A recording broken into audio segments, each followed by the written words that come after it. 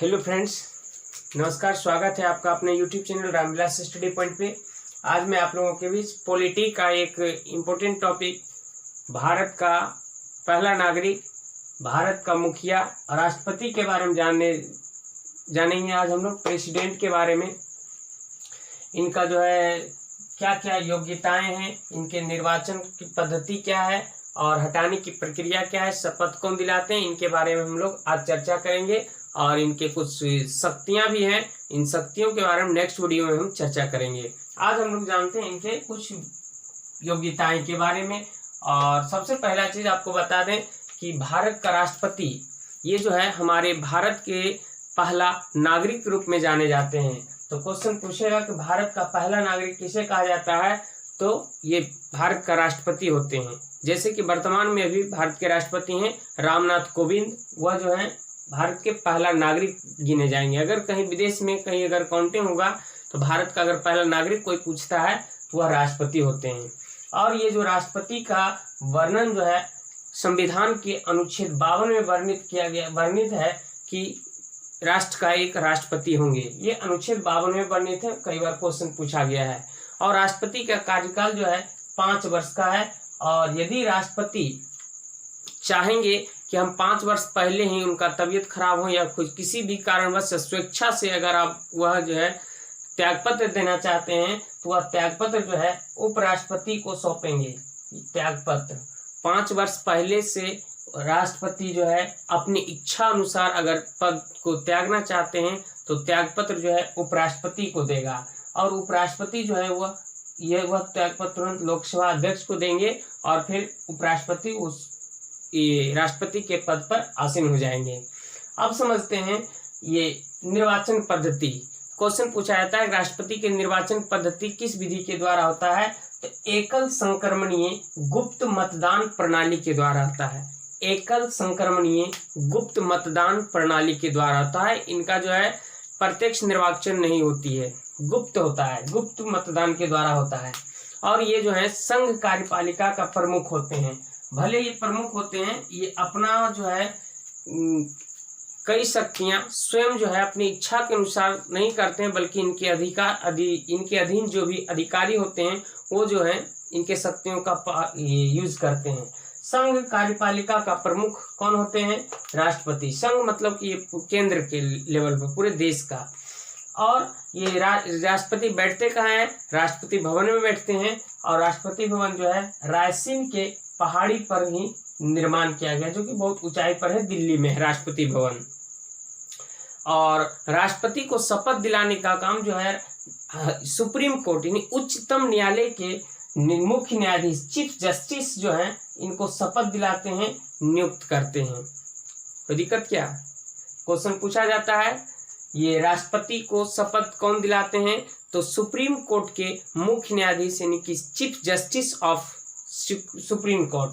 ये अनुच्छेद 60 में वर्णित किया गया है कि राष्ट्रपति को शपथ दिलाएंगे कौन, तो सुप्रीम कोर्ट के मुख्य न्यायाधीश दिलाएंगे। तो दिक्कत क्या, अभी तक हमने देखा कि त्यागपत्र वो पहले दे सकते हैं ये उपराष्ट्रपति को, और बिना त्यागपत्र के ही इन्हें हटाया भी जा सकता है। वो किस विधि से हटाया जा सकता है अभी हम जानेंगे। पहले इनके कुछ वेतन के बारे में जानें। तो राष्ट्रपति के वेतन, वर्तमान वेतन जो है 5 लाख रुपये प्रति माह है। 5 लाख रुपया प्रति माह वेतन इनका है। इसके अलावा इनको जो है अन्य वेतन, कई प्रकार के भत्ते दिए जाते हैं, जैसे कि रहने के लिए आवास फ्री होते हैं, बिजली फ्री होते हैं, फोन फ्री होते हैं, अर्थात कहा जाए सारी सुख सुविधाएं इन्हें प्रदान की जाती है, सब फ्री होते हैं। 5 लाख रुपये भी महीना में मिलता है इनको। इसके अलावा राष्ट्रपति के पद त्यागने के बाद इन्हें जो है 9 लाख रुपया पर ईयर यानी कि प्रति वार्षिक ईयर जो है 9 लाख रुपया प्रति वर्ष इनको पेंशन के रूप में दिया जाता है। राष्ट्रपति पद के त्यागने के बाद 9 लाख रुपये प्रति वर्ष। और इनके जो वेतन का निर्धारण जो है खुद ये संसद करता है।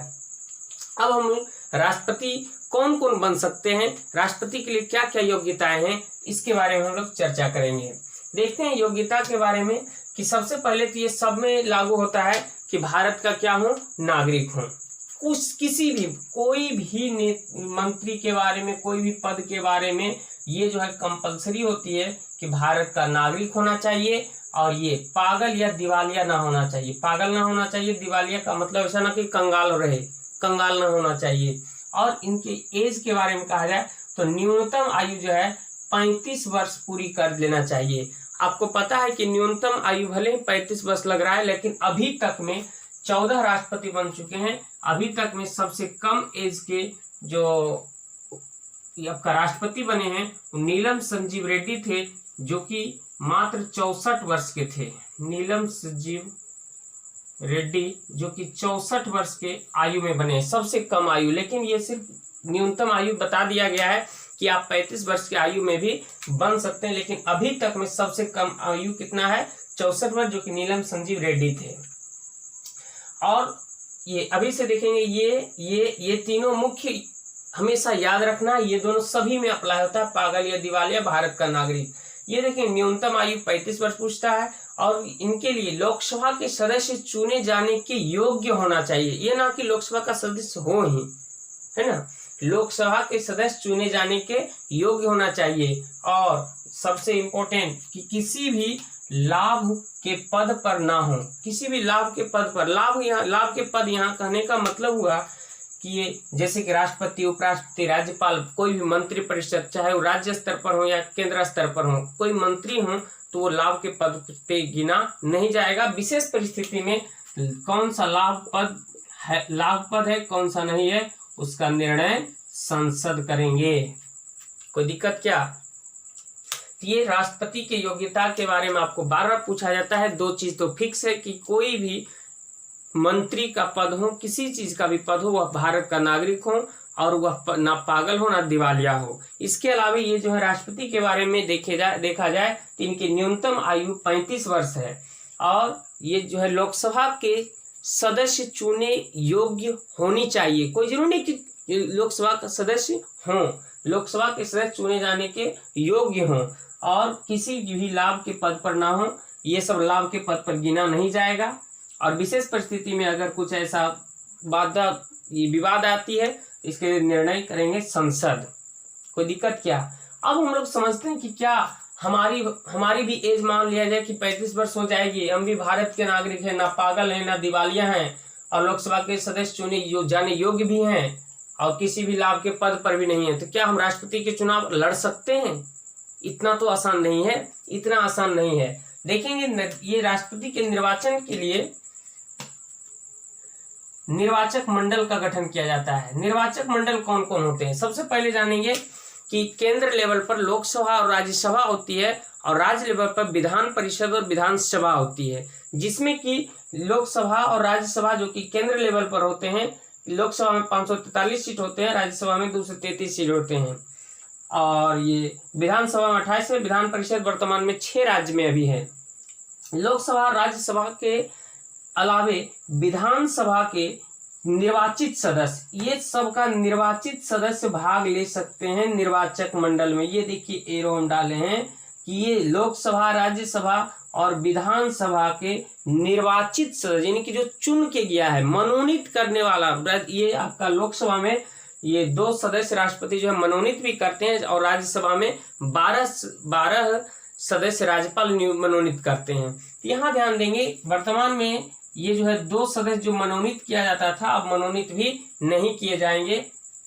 ये आपका लोकसभा 543 सीट है, राज्यसभा में 233 सीट हैं। ये मनोनीत वाला इसमें नहीं चलेगा, निर्वाचित सदस्य भाग ले सकते हैं। तो इतने सदस्य जो है निर्वाचक मंडल के रूप में रहेंगे, और ये जो है जो भी लोकसभा राज्यसभा से चुन के जाएंगे एमपी, और विधानसभा से एमएलए, ये जो चुन के जाएंगे इनमें से 50 प्रस्तावक होना चाहिए, 50 लोगों को समर्थन मिलना चाहिए, जो कि 50 लोग कहे कहाँ फलाना आदमी जो है राष्ट्रपति के चुनाव में लड़ने योग्य हैं, है ना। तो ये 50 प्रस्तावक होना चाहिए, 50 व्यक्ति से साइन होना चाहिए कि हाँ ये व्यक्ति चुनाव लड़ सकते हैं। इसके अलावा इस 50 व्यक्ति को सहयोग करने के लिए अनुमोदक 50 व्यक्ति अन्य होना चाहिए। 50 व्यक्ति और इसके सहमत में हो, नहीं सही है, ये जो है चुनाव लड़ सकते हैं। तो क्या 100 व्यक्ति का पूरे भारत लेवल पर 100 व्यक्तियों के द्वारा यह जो है निर्णय लिया जाएगा कि कौन कौन जो है भारत के राष्ट्रपति के लिए चुनाव लड़ सकते हैं। और ये 100 आदमी कोई पैकेट में नहीं रहता है, कोई अपना आदमी नहीं होते हैं, पूरे भारत लेवल की बात की जाती है। तो इतना आसान भी नहीं है कि सभी लोग, आम आदमी भी राष्ट्रपति के चुनाव लड़ सकते हैं। 100 आदमी से पहचान होना चाहिए। 100 आदमी से पहचान होगा। 100 आदमी से होगा, कोई जरूरी नहीं कि 100 आपको सहमत करेगा ही चुनाव लड़ने से। इसलिए बहुत ही विख्यात आदमी होनी चाहिए, जानकार आदमी होने चाहिए, तभी जो है राष्ट्रपति के चुनाव लड़ सकते हैं। ये आप निर्वाचक मंडल, योग्यता और कुछ अन्य तथ्य इधर देखें। अब हम समझते हैं कि क्या राष्ट्रपति को 5 वर्ष पहले से भी उसे हटाया जा सकता है। स्वेच्छा से तो आप हट सकते हैं, त्याग पत्र देकर उपराष्ट्रपति को त्याग पत्र दीजिएगा, आप हट सकते हैं। लेकिन क्या उन्हें जो है हटाया भी जा सकता है? बिल्कुल उन्हें हटाया जा सकता है, राष्ट्रपति को भी हटाया जा सकता है। क्वेश्चन पूछता है राष्ट्रपति को हटाने की प्रक्रिया को क्या कहा जाता है? तो महाभियोग कहा जाता है, और यह अनुच्छेद 61 में वर्णित है। तो राष्ट्रपति को हटाने की प्रक्रिया क्या कहा जाता है? महाभियोग कहा जाता है, और यह अनुच्छेद 61 में वर्णित है। और ये जो है आखिर हटाने का कारण क्या है? कारण को बताती है अनुच्छेद 56। राष्ट्रपति को हटाने का कारण कौन बताता है?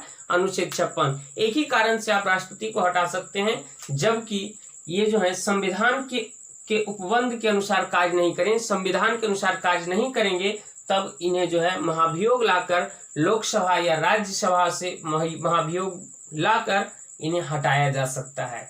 अब समझते हैं थोड़ा सा महाभियोग की प्रक्रिया क्या क्या होती है। महाभियोग में जो है क्या होती है कि महाभियोग दोनों सदन में से किसी भी सदन में महाभियोग लाया जा सकता है, या तो लोकसभा में या फिर राज्यसभा में। यदि किसी भी सदन में लोकसभा हो या राज्यसभा हो, उनमें से 1/4 सदस्य मान लिया जाए कि ये जो है 543 सदस्य हैं लोकसभा में, इसका 1/4 निकालेंगे तब 5 एकम 4 तिया 2, लगभग 135-36 व्यक्ति साइन कर देगा और कहेगा कि हाँ राष्ट्रपति जी जो है संविधान के अनुसार कार्य नहीं कर रहे हैं। तब जो है ये जो है पेश हो जाएगा कहाँ? राज्यसभा में।